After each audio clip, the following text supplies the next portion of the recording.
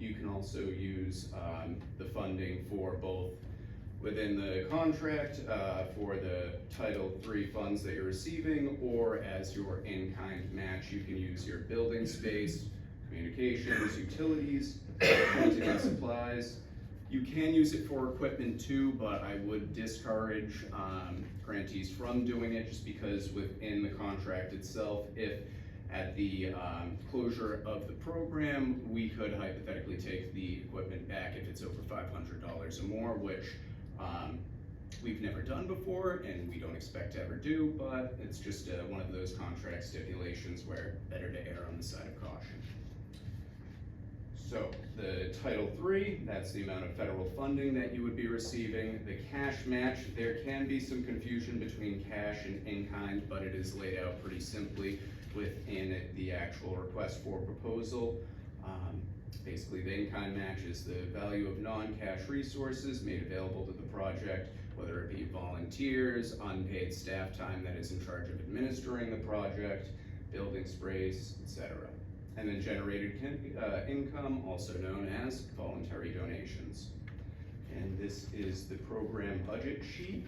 You have to go through each line item and put down, many of these I'm assuming will be zero, but where you are expecting to receive the Title III funding, under which line item you gotta put that amount. And the match is specifically based off of the Title III funds received. So if you are, for instance, applying for a Title III grant, which is a 25% match, and you're looking to get $1,000, then you would be matching it at $250 minimum. Now, we do appreciate when grantees go above and beyond that match because they're maximizing their resources for the program. However, please be realistic, as the overall matches can change periodically. When it comes to if you're working out of a building and COVID happens, you're no longer in the building, it's not a match, something to that effect. Just be realistic in your budget, as the budget justification is up next. Pretty self-explanatory just how you got to those numbers that you laid out within the budget itself.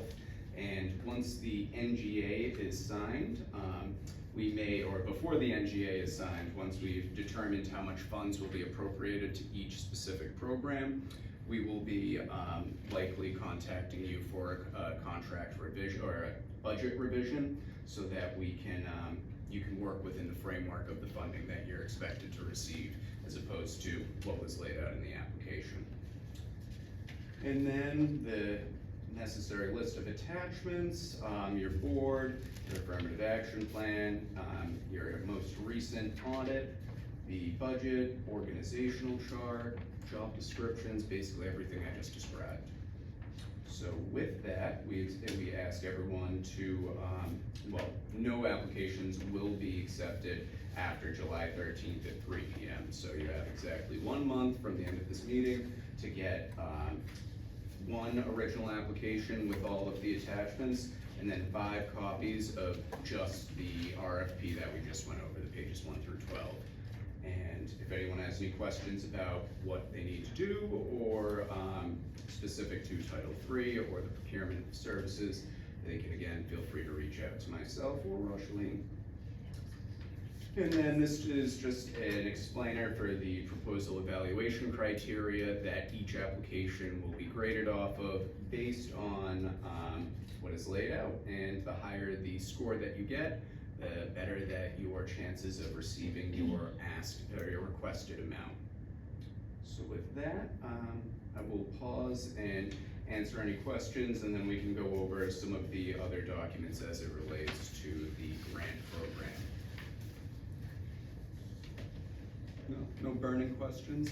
Either I'm doing a really good job or bad job and you're all asleep, so. So, this is a very helpful reference sheet for what constitutes each specific line item within the budget. I encourage you to take a copy of it on your way out if you do not already have it. It goes over the monthly in-kind cash match, Title III billing, and the required documentation that we'll ask to see while we conduct our evaluation. And that's some minutia, I suppose.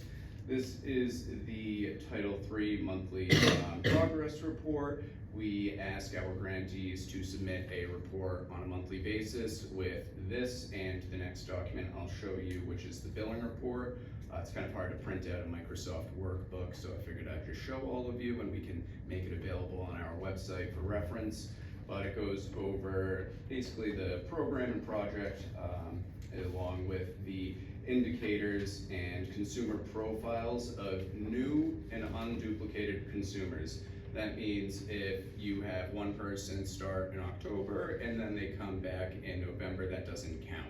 But if, say, you have 40 people that start off and you might get one or two moving on, that's okay. We just would like to kind of get a gauge of metric on how you're reaching the total consumers that you put within your application. So again, please be realistic in the delivery of your services. And then we also quantify the type of work we do with service units. They're called NAPIS units, but that's now kind of defunct because the reporting system that we give to Elder Affairs has changed. So once that's been updated, we'll change it with the new language, but pretty self-explanatory. If you have a one-way trip, that's one service unit, round trip is 2 service units, and then you add them up for each new and unduplicated consumer. Again, the definitions of the unduplicated client count, units of service, and the greatest needs. We do appreciate when grantees fill out section 3 with the unique items that they've done under their Title III contract for that month. We don't expect that the services are done every single month. Some like to take a couple months off, or especially with the holidays, due to the nature of it, sometimes you have an off month.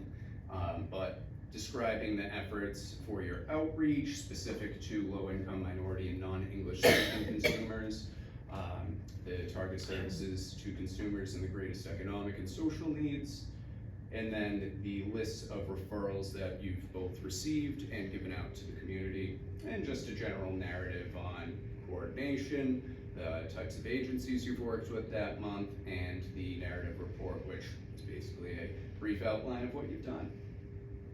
And what is included in the monthly report in terms of what needs to be submitted to planning every month by the 10th of the month, unless something happens, we can certainly work with a grantee on it. This is kind of difficult to read. Let me zoom in a little bit. Okay, so this one will be customized and shared with each subrecipient once the contract has been ratified, and this will be your monthly reporting format. It just goes over the agency, vendor number, project name, and then all of your financials. And you see the tabs down below, they do tabulate. So if, say, for instance, you put $1 here, the next month, oh, just kidding, 1 second.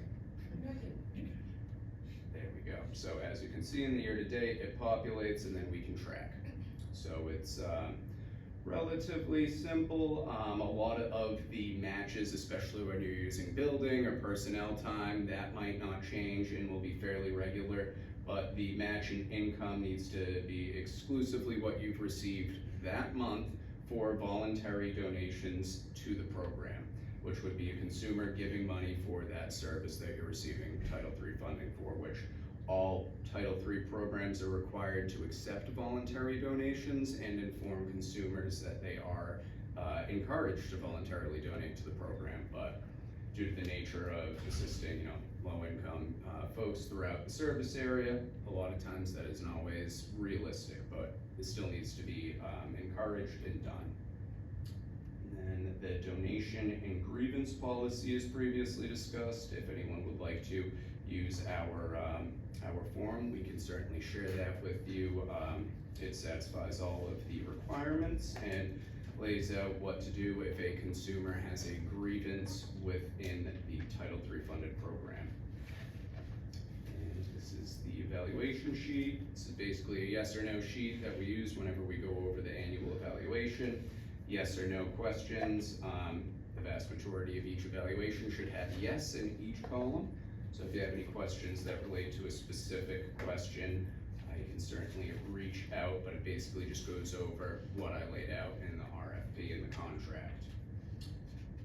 So So with that, can go over to the area plan. These are our top 10 identified needs that are included in our 2022 to 2025 area plan. Technology access was listed as number 1. Physical activity and stretching programs. Home repairs. Home repair programs are very difficult to operate from a federal funding agency perspective. So we have not had any of those in quite some time, but that doesn't mean we're against doing so, because it is a heightened need. And then health benefit forms. Of course, mental health is a very large factor right now in our community and nation, so we certainly encourage programs to take that and incorporate it into your program narrative so that you can center the needs of the community based on what these programs and services are set to achieve. And yeah, that about brings us to the end of it. Does anyone have any questions on what else I went over? I feel like I just talked a lot, so. Yes? So my question is, if you're applying for funding in more than like one category, if you will, is it 2 separate applications or just one? Good question. Yes, it would be 2 separate applications, although we completely understand that outside of the specific program and project, that the majority of the information would be the same. Thank you. Of course. Yes. Can you explain NAPIS one more time in terms of service units? Yeah, so that's the NAPIS used to be the way that they tracked what types of services are needed under the Older Americans Act. I believe right now there's close to 150 different types of services. We distribute a 4-page sheet that goes over each one and what the code is, so when we plug it into our system for reporting purposes, we'll be able to effectively say, for instance, like an art class was done, and that's done by the number of consumers versus travel or something like that. But the reason why I said NAPIS is a little defunct is because they've changed from NAPIS to the Older Americans Act Performance System, otherwise known as OAPS. None of you have to know or use that system, and you should be thankful that you don't, because it is very confusing. And yeah, that's basically where we're at with So NAPIS. it's a number of people or number of classes in that situation? It depends on the program as it's laid out, but I would have to check and see what specific one, but I believe it's based on the number of consumers. Forgive me, and I know you asked and answered, but I just want to clarify. So if we have one program where we're helping with the forms, translations, etc., that's one application. But if we have a second one where we're hoping to help with the anxiety, depression, mental health, that's a second separate application, even though Yes. both would say. Yes, it is, Just because clarifying. Thank you. then you would need a different, amount of funds requested, different program narrative, different program budget. So, I mean, the agency description isn't likely to change, or the board of directors that you have within your attachments, but some of the core key components of the application would differ. Therefore, if you are applying for funding for more than one program or service, you do need a separate application for that request. Of course. Yes. Is there a suggested ask range for funding? I mean, I would say within reason, the average, we have grants right now that range from $1,500 to about $50,000, but $50,000 would be for like legal services, which covers the entire area. A lot more reasonable of an ask would be, say, between $3,000 and $25,000 is what we've seen in the past. Okay, thanks. Of course. And I guess it is helpful to note that if you do not utilize all of your Title III funding by September 30th of, in this instance, 2024, the funds don't roll over, but you will have that 1-year contract renewal, so you will have those new fiscal year funds available, but the former contract cycle does not roll over.